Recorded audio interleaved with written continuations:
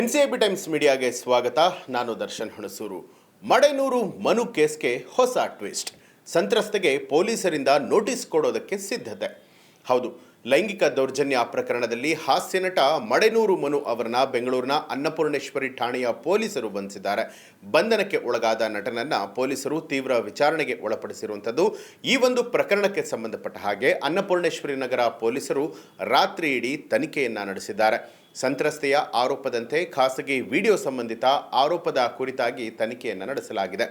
ಸಂತ್ರಸ್ತೆಯ ದೂರಿನ ಪ್ರಕಾರವಾಗಿ ಡ್ರಿಂಕ್ಸ್ನಿಂದ ಪ್ರಜ್ಞೆಯನ್ನ ತಪ್ಪಿಸಿ ಖಾಸಗಿ ವಿಡಿಯೋ ತೆಗೆದಿರುವಂಥ ಆರೋಪ ಇದೆ.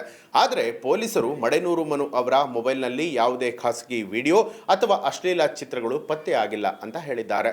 ರಿಯಾಲಿಟಿ ಶೋ ಸೆಟ್ನಲ್ಲಿ ಇಬ್ಬರು ಒಟ್ಟಿಗೆ ತೆಗೆದುಕೊಂಡಿರುವಂತಹ ಕೆಲ ಫೋಟೋಗಳು ಮಾತ್ರ ಕಂಡು ಬಂದಿದೆ.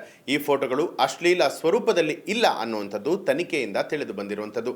ಈಗ ಸಂತ್ರಸ್ತೆಯ ಆರೋಪಗಳಿಗೆ ಸಾಕ್ಷ್ಯಾಧಾರಗಳನ್ನ ಒದಗಿಸುವಂತೆ ಪೊಲೀಸರು ಸಂತ್ರಸ್ತೆಗೆ ನೋಟಿಸ್ ಕೊಡೋದಕ್ಕೆ ಮುಂದಾಗಿದ್ದಾರೆ. ಖಾಸಗಿ ವಿಡಿಯೋ ಇದೆ ಅಂತ ಹೇಳಿ ನಿಮಗೆ ಹೇಗೆ ಗೊತ್ತಾಯ್ತು? ಆ ವಿಡಿಯೋವನ್ನ ಯಾವಾಗಲಾದರೂ ನಿಮಗೆ ತೋರಿಸಿದ್ದಾರಾ? ಯಾವ ವಿಡಿಯೋ ಆಧರಿಸಿ ಬ್ಲಾಕ್ ಮೇಲ್ ಅನ್ನ ಮಾಡಲಾಗಿದೆ ಅನ್ನುವಂತಹ ಪ್ರಶ್ನೆಗಳಿಗೆ ಉತ್ತರಿಸೋದಕ್ಕೆ ಸಂತ್ರಸ್ತೆಗೆ ನೋಟಿಸ್ ಅನ್ನ ಜಾರಿ ಮಾಡೋದಕ್ಕೆ ಪೊಲೀಸರು ತೀರ್ಮಾನ ಮಾಡಿದ್ದಾರೆ. ರಾತ್ರಿ ಇಡೀ ನಡೆದ ವಿಚಾರಣೆಯಲ್ಲಿ ಪೊಲೀಸರು ಈ ಪ್ರಕರಣದ ಎಲ್ಲಾ ಆಯಾಮಗಳನ್ನ ಆಳವಾಗಿ ಪರಿಶೀಲನೆ ಮಾಡಿದ್ದಾರೆ. ಈ ಕೇಸ್ನ ತನಿಖೆ ಇನ್ನೂ ಕೂಡ ಮುಂದುವರಿತಾ ಇದ್ದು ಮುಂದಿನ ಕ್ರಮಗಳಿಗಾಗಿ ಸಾಕ್ಷ್ಯಾಧಾರಗಳ ಸಂಗ್ರಹಣೆಯ ಮೇಲೆ ಗಮನವನ್ನ ಕೇಂದ್ರೀಕರಿಸಲಾಗಿದೆ. ಇನ್ನು ಈ ಒಂದು ಪ್ರಕರಣದಲ್ಲಿ ತಪ್ಪು ಯಾರದ್ದೇ ಆಗಿರಲಿ ಅಂಥವ್ರಿಗೆ ಶಿಕ್ಷೆ ಆಗಲೇಬೇಕು. ಅದು ಮಡೆನೂರು ಮನುವರಾಗಿರಬಹುದು ಅಥವಾ ಸಂತ್ರಸ್ತೆಯ ತಪ್ಪಾಗಿರಬಹುದು.